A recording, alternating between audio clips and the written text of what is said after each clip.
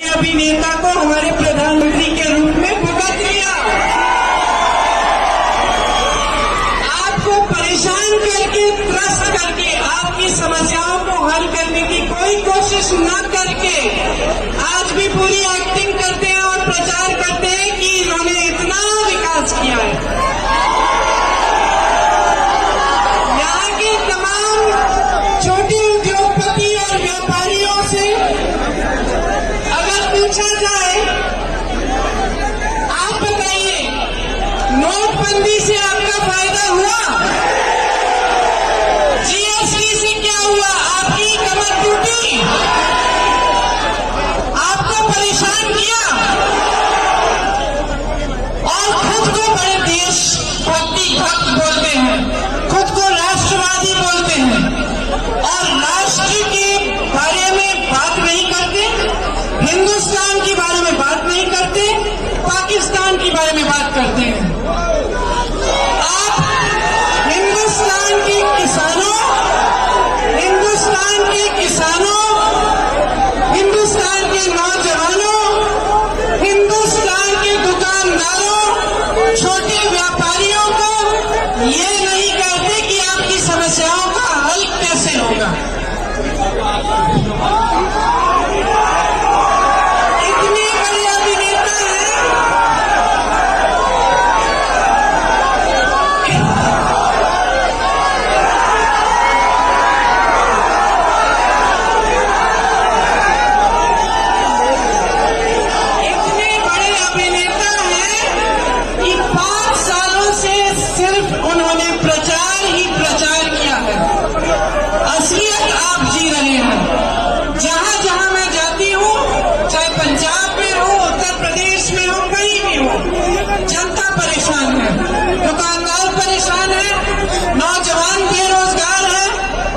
वचन किए थे, कहा था 2 करोड़ रोजगार बनाएंगे हर साल।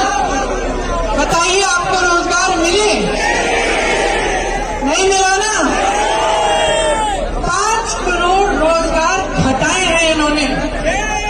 जब इन्होंने नोटबंदी की तो 50 लाख रोजगार सिर्फ नोटबंदी के जरिए घटे। शहरों में नोटबंदी के जरिए घटाए, गांव में मनरेगा को कमजोर करके घटाए। दुकानदारों के लिए इस तरह की उन्होंने टैक्स, जीएसटी का खूब ताम झाम से इन्होंने ऐलान किया और देखिए इससे क्या असर पड़ा। तमाम दुकानदार परेशान हैं, कहते हैं हम दुकान बंद करना चाहते हैं क्योंकि हमें इतनी उलझन में डाल दिया है कि हमें समझ में नहीं आ रहा है कि हम टैक्स देते रहे, टैक्स का हम कैलकुलेशन करते रहे या हम अपनी बिक्री करें और हम अपनी थोड़ी सी अपनी कमाई करें। यही हालत पूरे देश की है।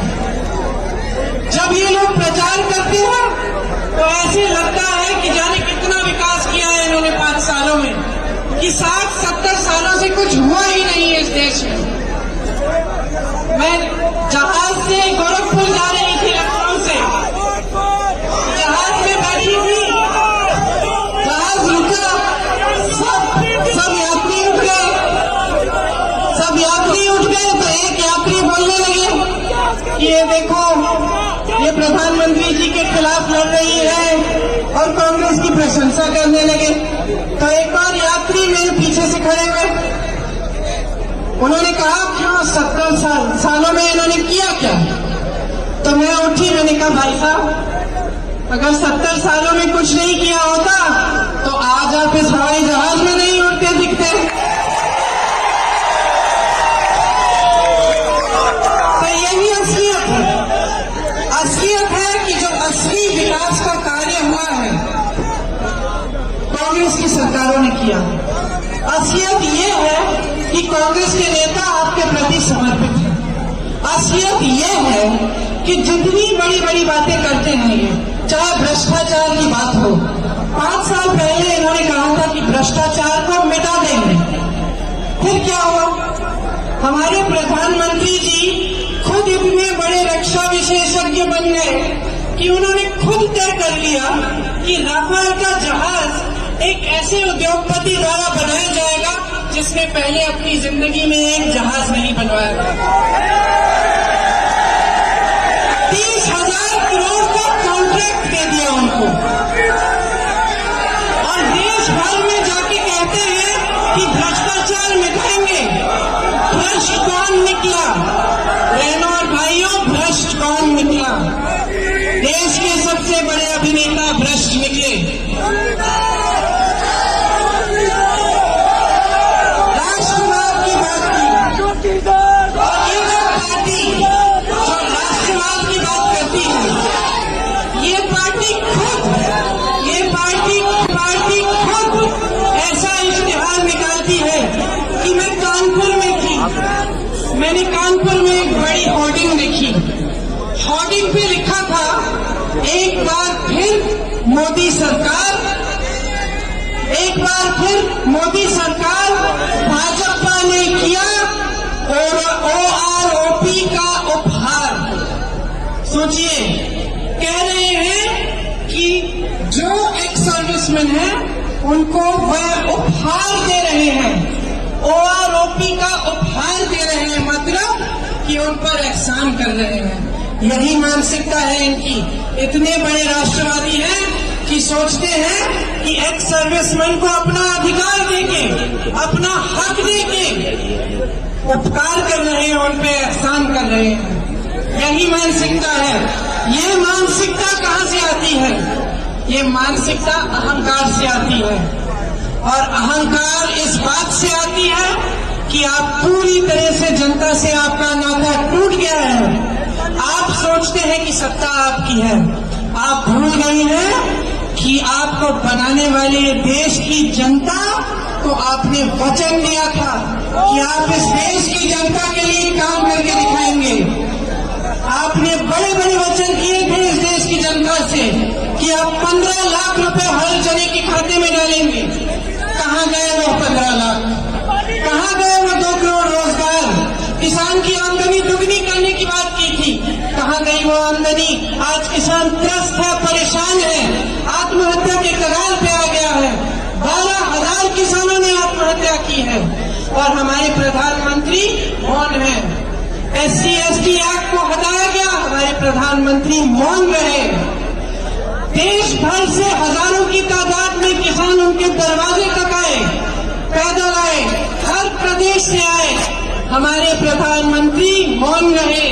इतने बड़े राष्ट्रवादी हैं कि उनके पास इस देश के जवानों के लिए, इस देश के नौजवानों के लिए, इस देश के किसानों के लिए और इस देश के गरीबों के लिए 5 मिनट का समय नहीं है। अमेरिका जाते हैं, किससे गले लगते हैं? वहां के राष्ट्रपति से गले लगते हैं। जापान जाते हैं, ढोल बजा के वापस आते हैं। पाकिस्तान जाते हैं, बिरयानी खाकर आते हैं। चीन जाते हैं, चीन के राष्ट्रपति से गले मिलते हैं। कब? डोकलाम के बाद। ऐसी हरकतें करते हैं, दुनिया भर घूम लेते हैं।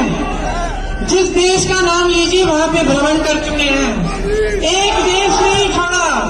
लेकिन जब मैं वाराणसी गई, उनके संसदीय क्षेत्र में गई, जब मैं वाराणसी गई और मैंने वाराणसी की जनता से पूछा कि आपके बीच आते हैं कि नहीं, तो मालूम है क्या जवाब मिला?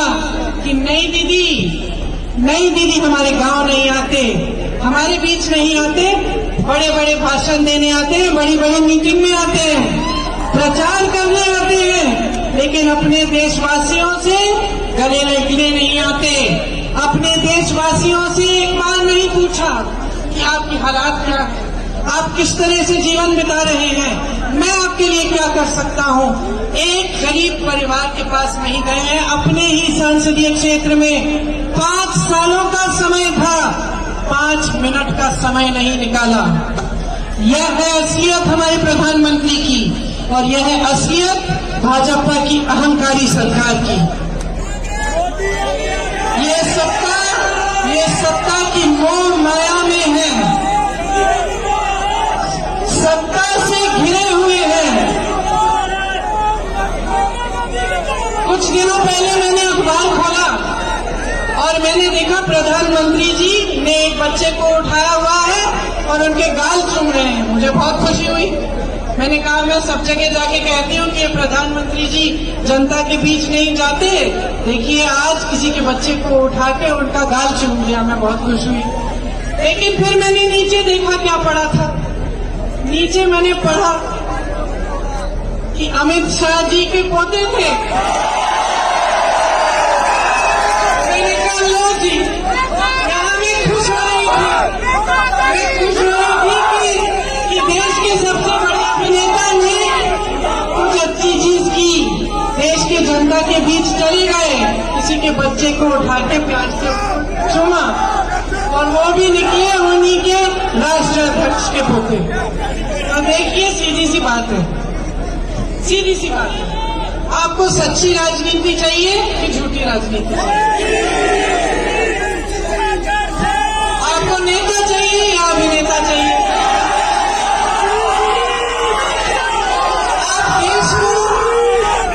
देश को आगे बढ़ाना चाहते हैं कि इन लोगों को के जरिए गुमराह करवाना चाहते हैं?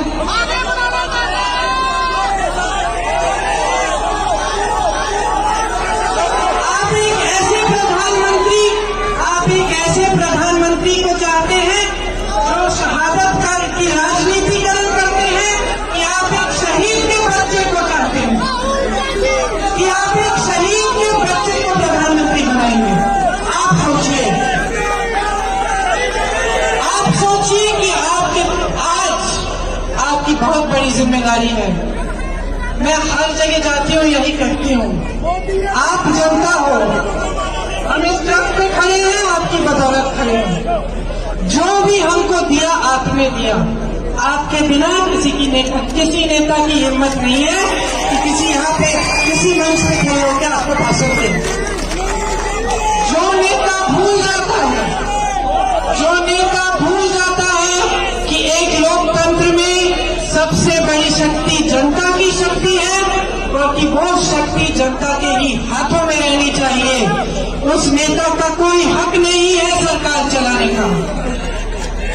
आपकी शक्ति आपके हाथों में होनी चाहिए, किसी भी नेता के हाथों में नहीं, आपके हाथों में। आप अपना भविष्य तय करिए, अपनी शक्ति को अपने हाथों में लीजिए। आज ये वोट सिर्फ आपका अधिकार नहीं है, आपका सबसे बड़ा हथियार है। बदलाव लाइए, एक सच्ची राजनीति लाइए अपने देश में, जिनके नेता दिल से आपको चाहते हैं, जिनके नेता आपका आदर करते हैं, जो आपके बीच आते हैं सर झुका कर आते हैं, सर झुका कर आते हैं, अपनी 56 इंच की सीने को तान के नहीं आते। ऐसे नेता को चुनिए कि जब आप उनकी आलोचना करें, जब आप अपने अधिकार मांगे, जब आप डांटें, तब भी वो नेता खुश हो। एक ऐसा नेता चुनिए जो आपकी शक्ति से डरता नहीं है, आपको और मजबूत बनाना चाहता है। राहुल गांधी जी और उनके साथ जितने भी कांग्रेस के उम्मीदवार इस चुनाव में खड़े हैं, आपकी शक्ति से डरते नहीं हैं। वो चाहते हैं कि आपकी शक्ति बढ़े। राहुल जी की तमाम आलोचना की इन्होंने पिछले 5 सालों में, क्या क्या नहीं किया, क्या क्या नहीं कहा इनके बारे में, फिर भी राहुल जी का जवाब क्या है? संसद में उठ के उनसे गले लगाते हैं, फिर भी राहुल जी उनकी घृणा, उनके क्रोध का उत्तर प्रेम से देते हैं। आपको एक ऐसा नेता चाहिए जो एक प्रेम की दृष्टि से इस पूरे देश का विकास चाहता है, जो आपका आदर करता है, जो आपको आगे बढ़ाना चाहता है। अपने आप को आगे बढ़ाने में उनकी कोई दिलचस्पी नहीं है। इसलिए मैं आपसे आग्रह करती हूँ कि अपनी जिम्मेदारी को समझिए। पार्टियां आपके सामने आती हैं, चुनाव के समय नेता आते हैं, 2-4 लफ्ज बोलकर कभी कभी आपको गुमराह करने की कोशिश करते हैं, कभी कभी पुरानी बातें उखाड़ते हैं। लेकिन असलियत यह है कि नेता आपके सामने आता है, उसको ये बताना चाहिए कि आपके लिए किया क्या और 5 सालों में आपके लिए करने क्या जा रहे हैं। और ये आपकी जिम्मेदारी है, आपकी जिम्मेदारी है कि आप नेता को जवाबदेह बनाएं। आपकी जिम्मेदारी है कि लोकतंत्र की जो संस्थाएं हैं उनको मजबूत बनाए रखें। आपकी जिम्मेदारी है कि अपने देश को आप सशक्त बनाएं। और ये देश सशक्त तभी होगा जब सबका इकट्ठा विकास होगा। ये देश सशक्त जभी होगा जब आप सब अपना मन बनाएंगे कि आपको एक साफ सुथरी राजनीति चाहिए और अपने विकास की राजनीति चाहिए। कांग्रेस ने इस बार अपने घोषणा पत्र में 1 साल के काम के बाद अपना घोषणा पत्र निकाला है। राहुल जी ने सब नेताओं को कहा, जनता के बीच जाओ, चर्चा करो, पता करो हम जनता के लिए क्या कर सकते हैं। जनता की आवाज होनी चाहिए हमारे घोषणा पत्र में। इसीलिए हमारे घोषणा पत्र में ये लिखा है कि अगर कांग्रेस की सरकार आएगी, ये 10,000 जीएसटी की अलग अलग टैक्स है एकमात्र एक साधारण सिंपल टैक्स में हो गया। नौजवानों के लिए 10 लाख ग्रामीण रोजगार बनेंगे। 24 लाख सरकारी रोजगार जो आज खाली पड़े हैं उनको अगले साल तक भरा जाएगा। नौजवान को मजबूत बनाने के लिए अगर नौजवान अपना कारोबार शुरू करना चाहता है तो 3 सालों की कोई परमिट की जरूरत नहीं होगी। सरकार उसका समर्थन करेगी। अगर उसके कारोबार द्वारा और रोजगार बने तो जितने रोजगार बनेंगे उतना टैक्स कम किया जाएगा। किसानों के लिए अलग बजट बनेगी ताकि किसान मजबूत बने। किसानों के लिए ये योजना बनाई है कि हर क्षेत्र में फूड पार्क होगा। ऑनलाइन जाइए, घोषणा पत्र पढ़िए, यह देखिए कि कांग्रेस क्या कह रही है, कि भाजपा क्या कह रही है। इनकी बड़े बड़ी बातों में मत पड़िए, ये सब आपको गुमराह करने के लिए है। ये सब अभिनेता की बातें हैं। इनको ऑस्कर मिलना चाहिए, फिल्म फेयर दे देंगे हम इनको, आपके जो उम्मीदवार हैं।